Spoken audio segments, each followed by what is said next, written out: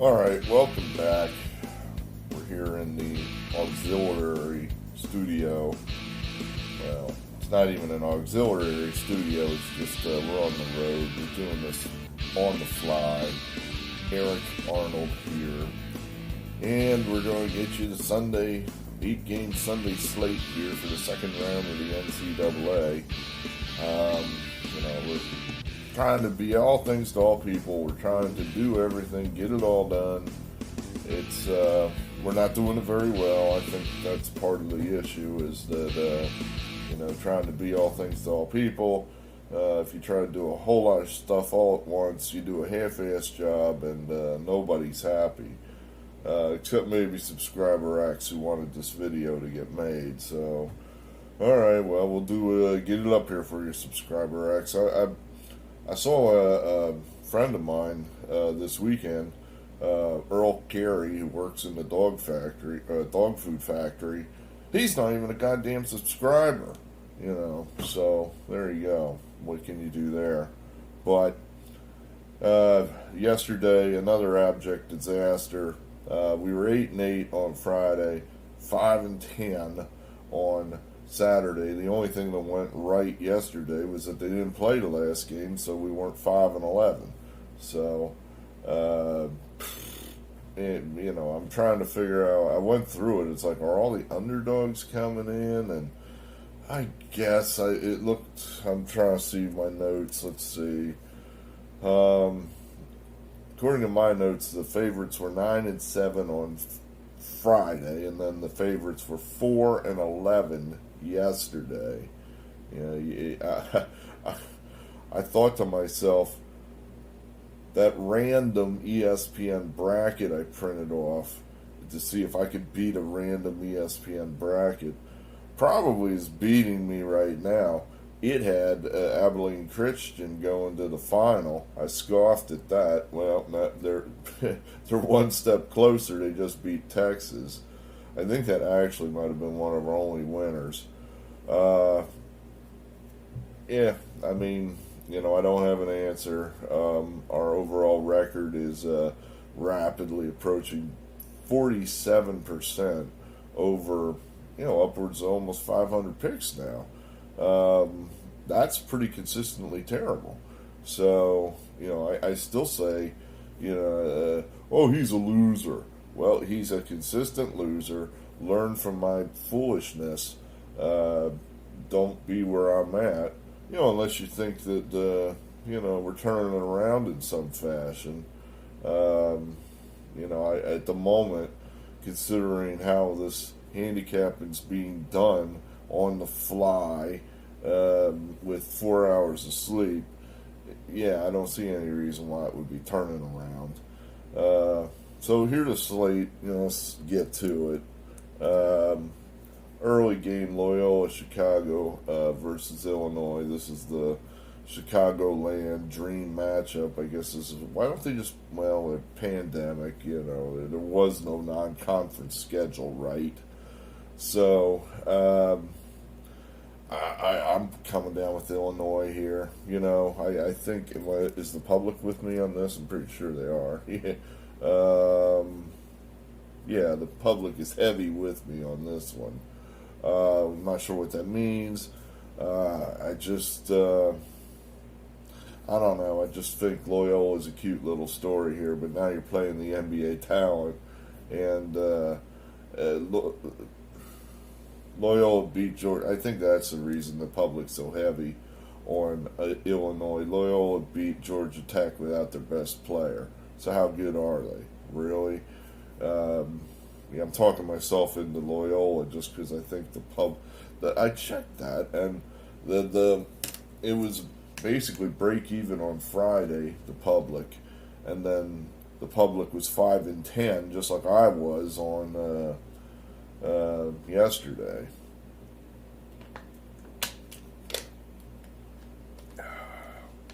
Well, it's too late to change it. I'm just taking Illinois. There it is.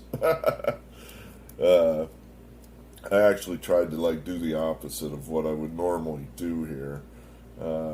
So we're taking Illinois.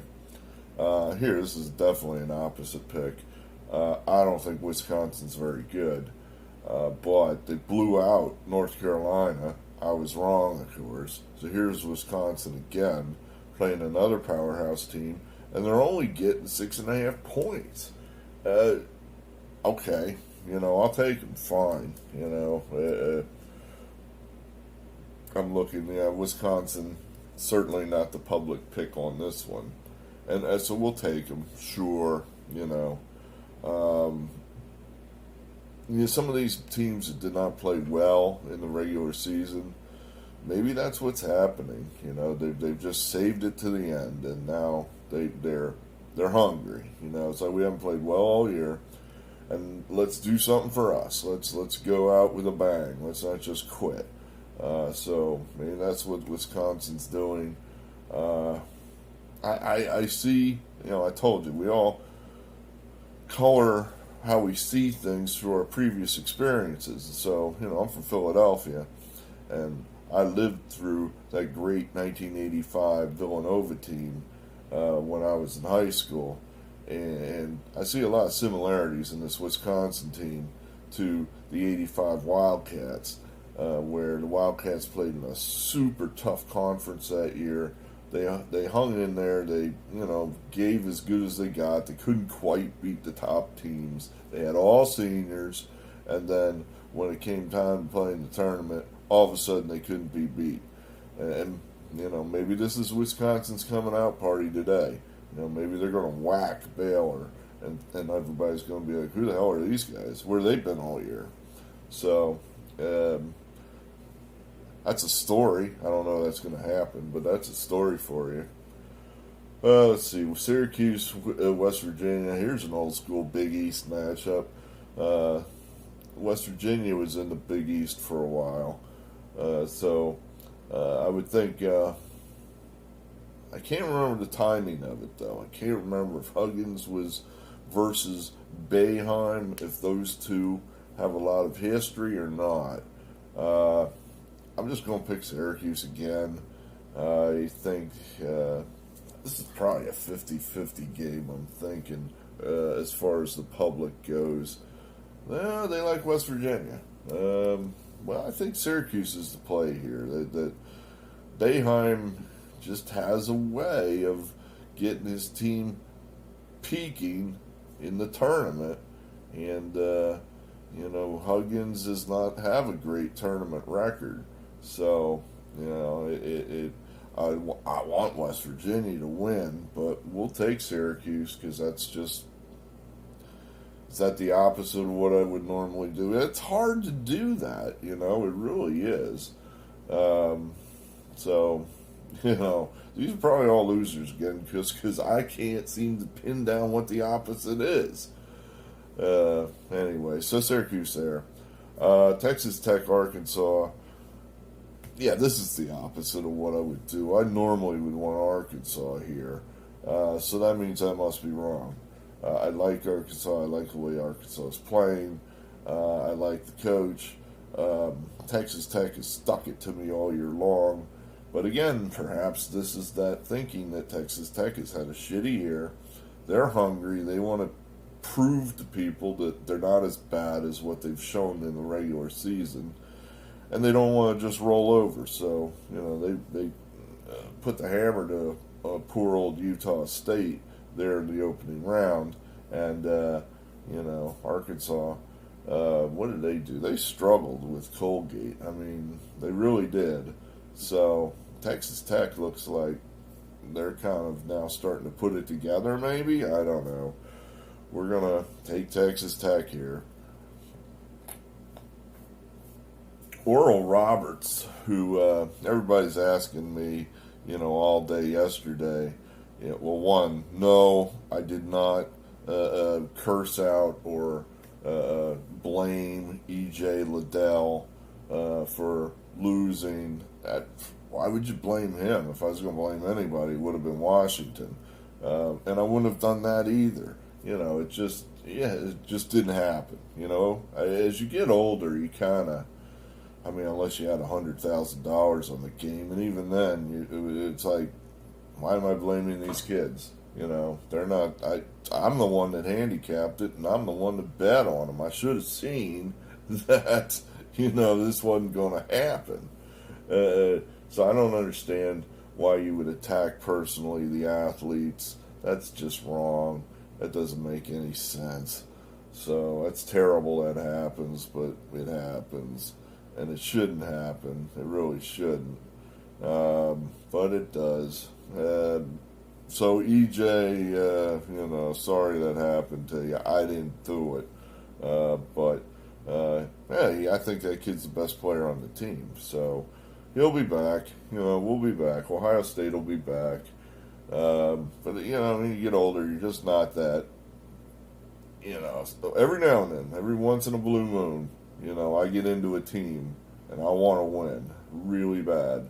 That wasn't that team. That Ohio State basketball team this year just was not that team. The last game I really wanted bad was Ohio State Clemson in the semifinals of the football. That was one I wanted.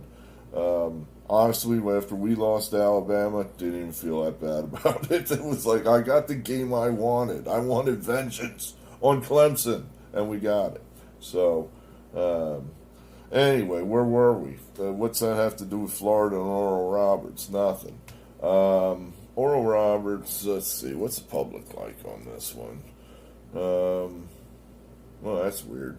Looks like the heavy money, there's not a whole lot of people betting on Florida, but the people that are have a lot of money, apparently. So that's where we're at. I mean, I think that's a ton of points there for Florida to be given up. They didn't score a whole lot of points against Virginia Tech, so how in the hell are they going to cover 8.5? Therefore, I think that's exactly what they're going to do. Cover the 8.5 against Oral Roberts. A hangover, perhaps, for Oral Roberts. They slayed their elephant. Now they can go back to Oklahoma with their trophy on their mantelpiece, the mounted head of a Buckeye. They got Brutus Buckeye's head hanging on the wall, and now they can always say, "Yeah, let me tell you about 21 when we shot Brutus Buckeye and mounted him on our rec room wall." So maybe a letdown for him. Florida perhaps not done, so we'll take Florida. Yeah, you know what? You can't see that. You can't see the slide that I have written up here. I'm actually changing it right now on the fly. I have North Texas penciled in here. Screw that. I'm going with the great Jay Wright again. The hell with that. He's been very, very good to me. There's no reason, just because I'm losing, that I should throw him over. He's one of the only winners we've had this weekend. So why the hell should I throw him over? Screw it. I'm going back with the great Jay Wright. The thinking here is that Villanova didn't play that great against whoever they beat. Winthrop. Villanova's all beat up. They have injuries. They're not deep. They're basically playing 5 guys. That's all they have. And, North Texas looks like they might be pretty good. They just beat Purdue, and I don't know, was that close? Well, was that close? It went to overtime, right? But they beat Purdue, so it must be pretty good. Screw it. I'm going with the great Jay Wright. Lastly, you get your Cade Cunningham here. I'm going to put this in the category you can't always get what you want. In other words, everyone wants Cade Cunningham to keep going so we can see more of this kid before he turns pro. We're taking Oregon State. We figured they'll just hang in there and, maybe knock out Oklahoma State so that we won't get to see any more Cade Cunningham. That's what we'll do there, So, what was that? I missed one. I'm sorry. You know what? I missed one. I didn't scroll my screen down here. For everybody, it's like, what about Rutgers and Houston? It's like, yeah, you're right. I missed it. Sorry. I'm not impressed by the Rutgers team. That Rutgers team cannot shoot. They just cannot shoot at all. and now they're playing an up-tempo team that can shoot. Just feels like this one might get ugly. Therefore, I'll take Rutgers. A case for Rutgers. Maybe they're just going to beat up Houston and perhaps slow the game down enough, get enough rebounds, maybe even turn Houston over a couple times. Rutgers, if they can get out on the break and alley-oop and dunk, and that's Rutgers' game if they can get into that. Rutgers is tough if they can get into that. But we're going to say 8 points. They're going to manage it somehow. They beat Clemson. That's a tough ACC school. They beat them. So, hey, Rutgers. Right. So, that's it. There you have it. MLB's around the corner somewhere. Oh, it's in there. I forgot. It's in there. It's in the phone. A picture of my fantasy baseball team. So I don't even know who half the players were. So I got to figure out who these guys are, where the holes are on my team. I'm sure they're everywhere. And familiarize myself with the players somewhat so we can start handicapping baseball in 2 weeks. But I'm looking forward to that. I mean, that should be fun. One season ends. We move right into MLB. It looks like it's almost going to be normal, sort of. Very slowly, things are getting put back the way they should be. So, very slowly. I was frankly disappointed this weekend that this part of the country looks very much like my part of the country. So, I was told there's pockets of freedom out here in the hinterlands. I'm not in the right hinterland, apparently. But, I'm told they're out there, so, Anyway, good. Nice to see you. Thanks for being here. We appreciate everybody that subscribes, Earl Carey, and certainly anyone that hits the like button or you just pass through and view the video. So, baseball around the corner. Looking forward to that. Thanks. Out.